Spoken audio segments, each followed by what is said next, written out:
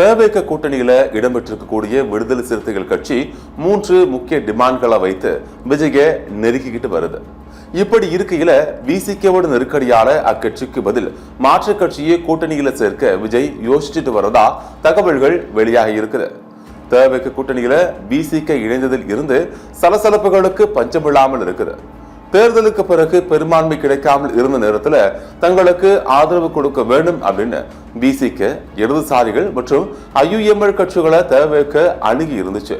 இப்படி இருக்கையில இடதுசாரிகள் என்ன நிலைப்பாட்டு அறிவிக்கிறாங்களோ அதேதான் விசிகவின் நிலைப்பாடு அப்படின்னு திருமாவளவன் கூறியிருந்தார்.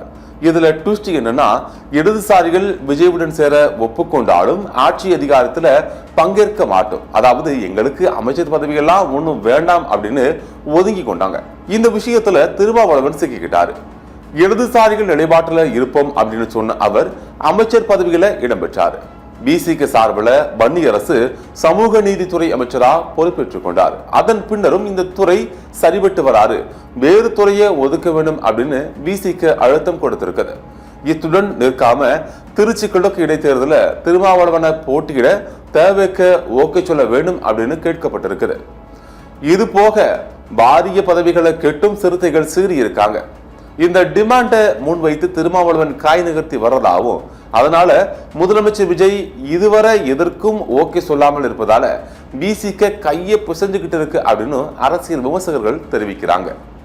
தேவேகவுக்கு விசிகவின் ஆதரவு முக்கியம்தான், ஆனா அதெல்லாம் இடைத்தேர்தல் வரைக்கும் தான். இடைத்தேர்தல்ல அனைத்து தொகுதிகளிலும் வெற்றி பெற்றுட்டா விசிகவை கலட்டி விட்டுடலாம். ஆனா அதற்கு முன்னாடி விசிக கலந்து போயிட்டுனா ஆட்சிக்கு சிக்கல், கூட்டணிக்கு இருக்கக்கூடிய இமேஜ் உடைஞ்சிரும்.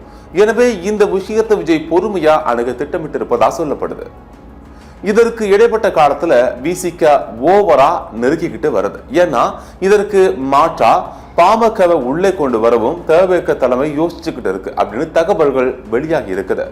பாமகவை உள்ளே கொண்டு வந்தா இந்த பிரச்சனைகள் இருக்காது அப்படின்னு ஒரு சிலர் ஐடியா கொடுத்திருக்காங்களா. இருப்பினும் பாஜகவுடன் ஓவர் நெருக்கம் காட்டிய கட்சியை பக்கத்துல வச்சுக்கிறது கூட்டணியின் தன்மையை கெடுக்கலாம் அப்படின்னு தேவேக தலைமை யோசிக்கிறது. இப்போது தேவேக கூட்டணியில காங்கிரஸ், இடதுசாரிகள், ஐயுஎம்எல், விசிக கட்சிகள் இருக்குது. இந்த கட்சிகள் எல்லாம் ஜனநாயக கட்சிகளாகவும் ஓரளவு இடது சிந்தனை கொண்ட கட்சிகளாகவும் இருக்குது. ஆனா பாமகவை அப்படி குறிப்பிட்டு விட முடியாது.